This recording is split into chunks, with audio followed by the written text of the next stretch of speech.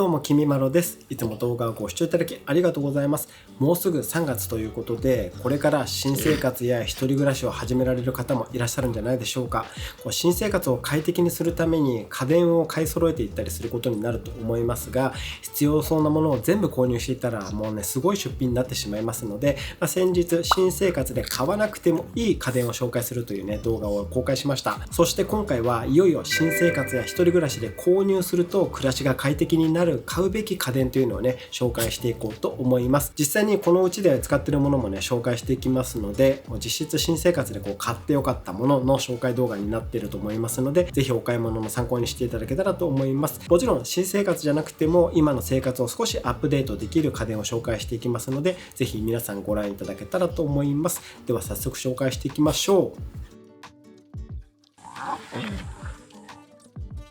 まずキッチン周りから紹介していきましょう。新生活でまず買うべき家電は冷蔵庫ですね。冷蔵庫も冷凍庫が大きいタイプがおすすめです。家電量販店の一人暮らし応援セットみたいなものにも冷蔵庫って大抵入ってたりするんですけども、あれ結構ねちっちゃいんですよね。100リットル以下のコンパクトな冷蔵庫とかなんで、僕も初めて一人暮らしした時は一人暮らしだしねこれぐらいでいいかなと思って最初ねそれぐらいのコンパクトサイズの冷蔵庫を買ってみたんですけど、小さい冷蔵庫はね本当に使いにくいです。一人暮らしでもやっぱり冷蔵庫はある程度の容量が必要になってくると思います。冷蔵庫冷凍庫合わせて少なくともね150リットルは欲しいんじゃないかなと思ってますね。冷蔵庫は自炊をするなら余った食材や食べきれなかった料理なんかを保存したりするのに必要ですし、自炊しなくても飲み物とか冷やすと思うのでやっぱりねある程度容量が欲しいんですが、冷凍庫の容量も少なくともね50リットル以上はあった方がいいと思います。最近は冷凍食品もとても美味しいですし、長期間保存して食べたい時にすぐにね温めて食べられるので、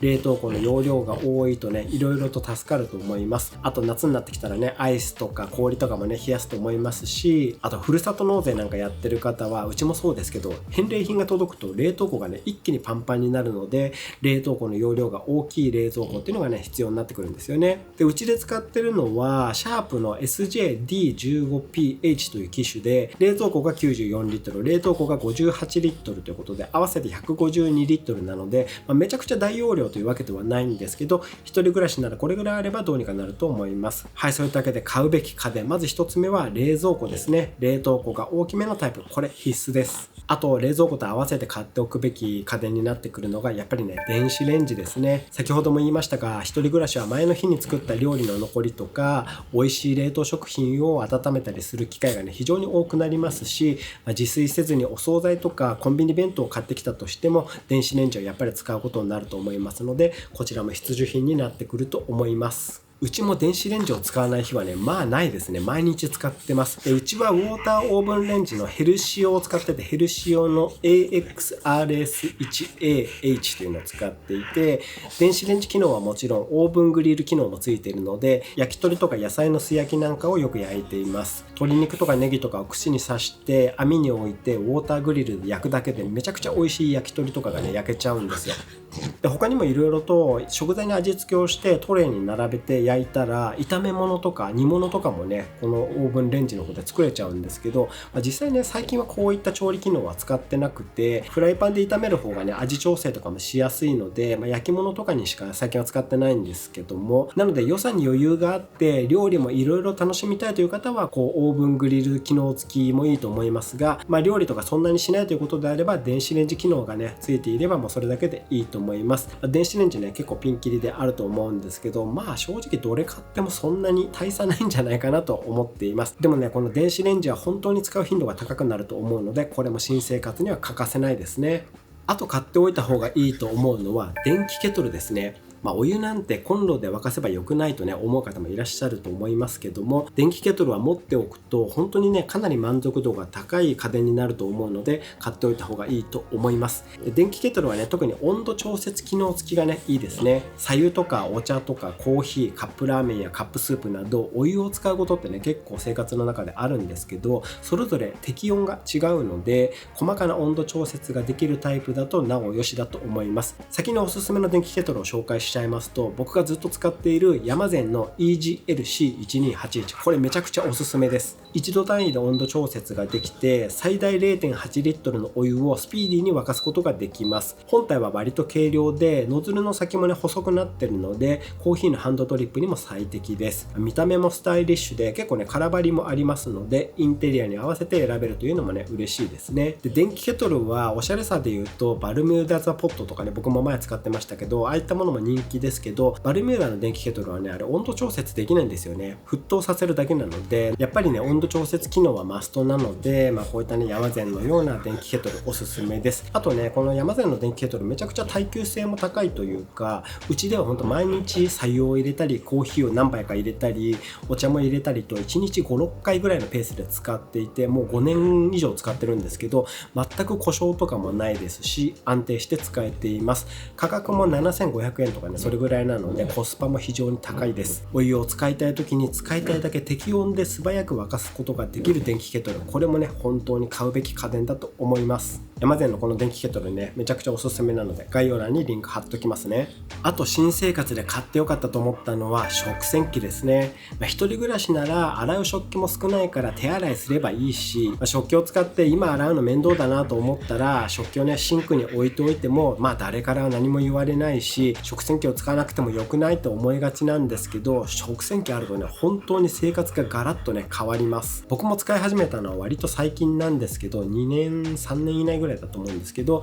使ってみたらめちゃくちゃ便利で、もっと早く導入すればよかったなと思いました。一人暮らしのシンクは油断すると食器が重なって溜まっていっても不快状態になりがちだし、溜める前にちゃんと洗おうと思ったら時間も手間もね結構かかるんですよね。でも食洗機ならシンクに置く前にさらっとすすいで食洗機の中に放り込んでしまって、である程度溜まったら水をセットして洗剤入れてボタン一つで OK ということなので、寝ている間にも洗えちゃいますからね、めちゃくちゃ便利です。70度とかの高温のお湯でしっかり洗い流してくれるので、手洗いする時よりもピカピカになります。日常の手間をね省けるのは本当にありがたいです。あと僕もそうだったんですけど、食洗機を置きたいけどキッチンのスペースの問題とか工事が大変そうとか、そういった懸念があって導入を見送ったりすることもあると思うんですけど、うちで使ってるのはサンコーのラクアミニプラスという食洗機で、これはね一人暮らし用の食洗機なので、狭いキッチンでも小スペースで置けますし、上から水を注ぐタイプなので工事も不要なんですよね。設置して電源を入れたらもう使い始められると、そういったタイプになってます。庫内の容量も一人暮らしなら1日分の食器とかもまとめて洗えちゃうくらいのキャパはあるので、本当にこれ助かってます。こちらはね購入した時の単体レビューの動画も出してるので、この辺にリンク貼っておきますので、気になる方はチェックしてみてください。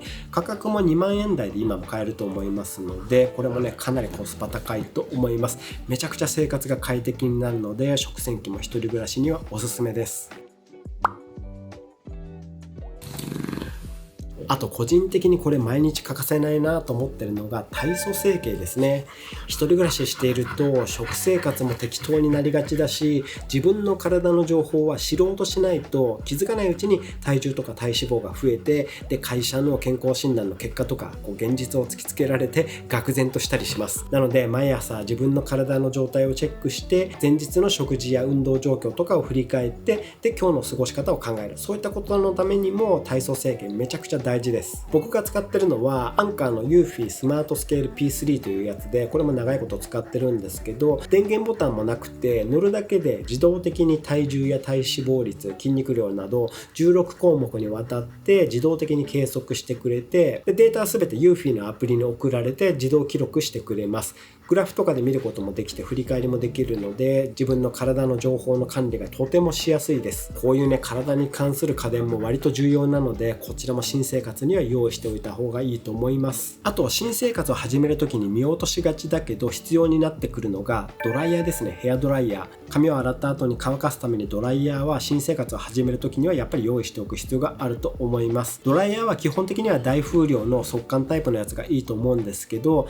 マイナスイオンが与えられるやつとか髪のツヤを出してくれるやつとか、結構ね特殊機能がついてるタイプも最近多くて、僕も以前はレプロナイザーのドライヤーを使っていて、あれは本当に髪にツヤが出るし潤いを与えてくれたりもするしでめちゃくちゃ良かったんですけど、結構ね本体が大きくて重いんですよね。なので毎日使いやすさという点では結構ね負担があったりしたので、結構重いなと思いながら最初使ってたんですけど、そんな中ね数年前に案件でいただいたノビーバイテスコムのドライヤーがねめちゃくちゃ使いやすかったので、こちらねおすすめします。今も毎日使ってるんですけど、軽いしサイズもそんなに大きくないけど、でもね風量めちゃくちゃすごくて髪がすぐに乾くし、スタイリングもしやすかったので、今はねこれをずっとメインで使っています。もう多分4年以上使ってるんですけど、これもね全く故障とかもなく安定して使えています。このノビーのドライヤーはヘアサロンとかでも使われているので、耐久性もね結構高いんだと思うんですよね。ドライヤーも一人暮らしには必須なので、これもねおすすめです。あと続いての新生活に必要なもの、これはね結構大きな買い物になるので購入は慎重にという感じなんですが、あるとめちゃくちゃ便利です。ドラム式洗濯乾燥機ですね。僕もねずっと欲しかったけど、前の部屋が室内に洗濯機を置くスペースがなかったのでずっと諦めていて、で昨年この部屋に引っ越したタイミングで念願のドラム式洗濯乾燥機購入しました。いやこれはねほんと昨年の買ってよかったものナンバーワンってくらいに本当に買ってよかったです。生活をする上で洗濯は絶対にやらなきゃいけなくなると思うんですが、縦型式の洗濯機を使っていた場合は洗濯物を入れて洗剤と柔軟剤を入れて洗濯を始めて、洗濯が終わったらハンガーにかけて干して乾くまで時間もかかりますし、雨の日とか室内に干さなきゃいけないし、で乾いたらハンガーから外して畳んでとね、作業が多すぎるし時間もめちゃくちゃかかります。それがドラム式洗濯乾燥機だったら洗濯物を入れてボタン一つで乾燥までやってくれちゃうわけで、時間と労力の節約が半端ないです。うちももうドラム式洗濯乾燥機がない生活は考えられないってくらいに本当助かってます。ただね最初に言った通り安い買い物ではないので、買うのであれば十分に検討して購入されることをお勧めします。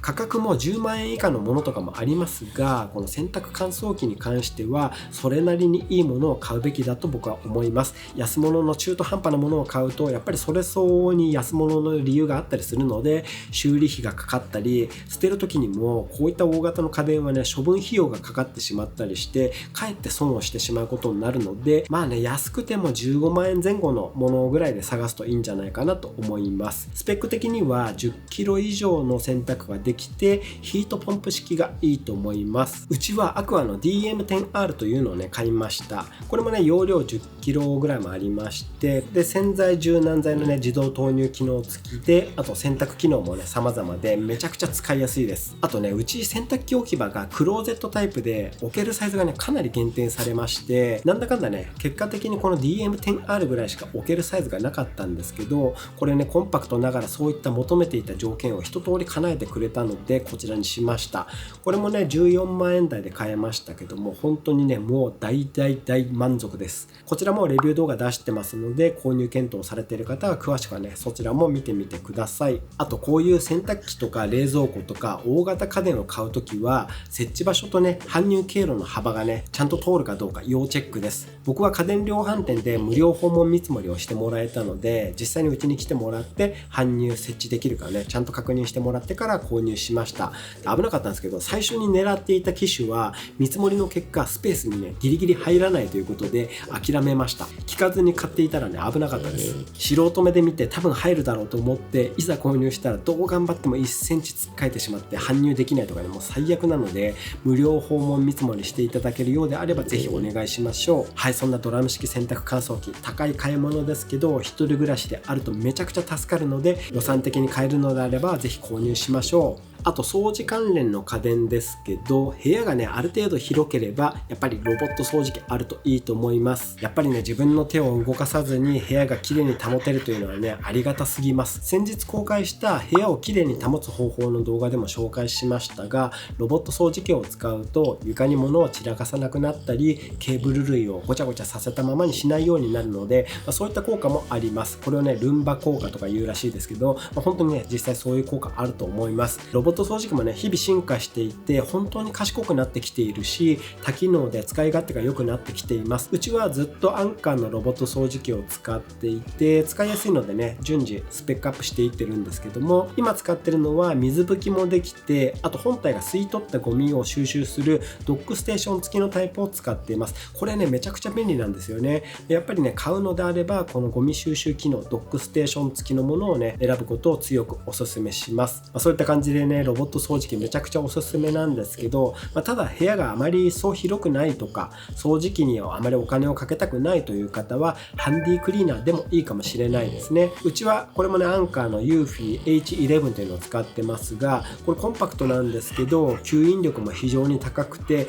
立てて置いといたりできるので置く場所にも困らないし、ほんと使いやすくて、うちね3台これ同じの持っていて、各部屋に置いて使いたい時にスッと取って吸い取ってね使ってます。掃除はクイックルワイパーみたいなのがあれば十分とね言う方もいらっしゃるんですけど、やっぱりね拭くだけ拭き取るだけではなく吸い取れるというのがね圧倒的に楽なので、ハンディクリーナーだったら数千円で今購入できますので、せめてね電動タイプのハンディクリーナーを持っておくことをおすすめします。あと部屋にあった方がいいと思う家電は空気清浄機ですね。部屋の中の空気って目に見えないのでスルーしがちなんですけど、部屋の中で一番触れているものもね空気なので、空気が汚れていると本当ね体調を崩したりします。実際僕も以前は空気清浄機を使っていなかった時もあったんですけど、そういう時ね気管の病気になったこととかもね何度かありました。咳が止まらなくなったり、あと目とか首とかね痒くなってきてしまったりとか結構きつかったんですけど、この空気清浄機を導入したらそういった症状がねピタッと収まりました。実際使ってみると部屋の空気がすっとね変わるのもわかるんですよね。森の中にいるような綺麗な空気が漂ってるなって感じになりますので、まだ使ったことない方はねぜひ導入してみてほしいです。で、うちで使っているのはエレクトロラックスのピュア A9 という機種で、空気清浄機能が非常に優秀で、見た目もスタイリッシュで北欧家具のようなねデザインで部屋にも馴染むし、めちゃくちゃ気に入ってるんですけど、このエレクトロラックスが今ね日本から撤退してしまったので、フィルターとかもねサードパーティーのものを買うしかない状態になっちゃってるんですよね。結構これ困ってるんですけども、といった感じなので同じものを選ぶとちょっとこれからは不便があるかと思いますので、別メーカーのものでもいいので、でもね空気清浄機はねぜひ導入した方がいいと思います。あと冬とか乾燥する季節には加湿器もあった方がいいと思います。うちもね今の時期は結構乾燥するのでスチーム式の加湿器をね2台使ってます。1台は過去にレビュー動画も出している象印のスチーム式加湿器で、もう1台は1月の買ってよかったもので紹介した山善のスチーム式加湿器ですね。加湿器はねスチーム式とか超音波式とかねいろいろあるんですけど、やっぱりスチーム式が沸騰してスチームを出すタイプのものになってますので、これがおすすめです。というかねもうほんとそれ以外の加湿器はちょっとでも手入れを怠ると雑菌とかカビとかホワイトダストとかそういったものを吹き上げることになるので、よほど手入れをまめにできる余裕のある方じゃないと結構ね健康被害になったりすると思うので、あまりおすすめしません。スチーム式は月1回ぐらいのペースで洗浄すればいいので、とにかく手間いらずです。加湿能力も他のタイプより圧倒的に高いので、加湿器を買うのであればスチーム式一択だと僕は思ってます。部屋が乾燥すると喉とか皮膚がダメージを受けちゃいますので、しっかり加湿してケアしましょう。あとあった方がいいのがサーキュレーターですね。サーキュレーターを使うことでエアコン効率が爆上がりします。自分のねお部屋とかがそんなに広くはない部屋なのに暖房とか冷房の効きが悪いなと感じることとかねあると思うんですけど、これは暖房の効きが悪いというよりも部屋の中のね空気が循環してない、回ってないからなんですよね。例えば寒い日に暖房を入れたとします。で、暖気は天井に溜まるので、暖房を強めにしてもいくらね数値を28度とかねそんなようにしても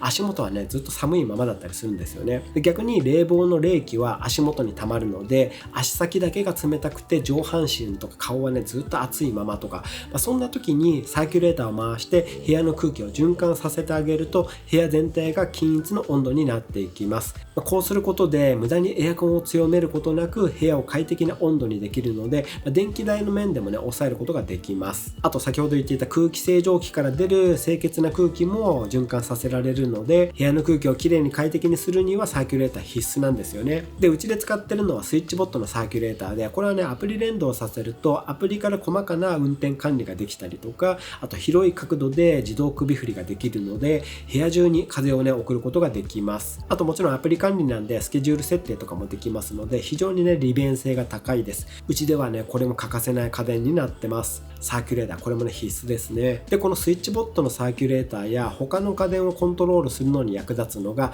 スイッチボットハブ2です。いわゆるスマートリモコンですね。部屋をスマートホーム化したいと思った時にまず導入すべきなのがこのハブと言われるものなんですが、このスイッチボットハブ2もいわゆるスマートリモコンなので、家電の赤外線リモコンを登録することでスイッチボットのアプリからテレビとかエアコンとか家電をコントロールすることができるようになります。アプリからコントロールできるということは外出先からの遠隔操作もできるわけで、帰宅前にエアコンをつけておいたりとか、寝る前に自動的に複数の家電をまとめてオフにしたりとか、そういったスケジューリング機能とかも全部アプリで設定することができます。あと音声アシスタント Google ホームとか Amazon の Alexa とか、そういったものと連動させれば音声でコントロールしたりもできるようになるので、このハブ2とかね、ハブ機能のあるスマートリモコン、これはね本当に一家に一台あるといいと思います。でこのスイッチボットのハブ2は本体に温湿度計がついているので、部屋の温湿度を一目で確認できるし、この温度とか湿度とかをトリガーにしてエアコンをコントロールしたりすることもできます。